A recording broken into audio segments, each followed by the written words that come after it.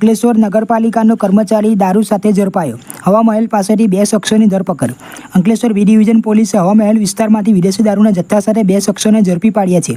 આ આરોપીઓમાંનો એક અંકલેશ્વર નગરપાલિકામાં રોજમદાર કર્મચારી તરીકે ફરજ બજાવે છે.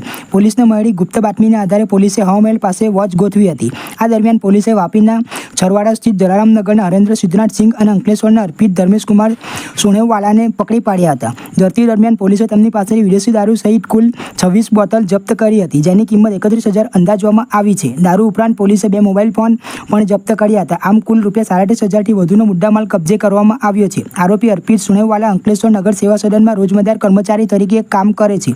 પોલીસ તપાસમાં એ પણ બહાર આવ્યું છે કે તે અગાઉ પણ પ્રોહિબિશનના ગુનામાં પકડાઈ ચૂક્યો છે. આ કેસમાં વધુ તપાસ હાથ ધરવામાં આવી રહી છે.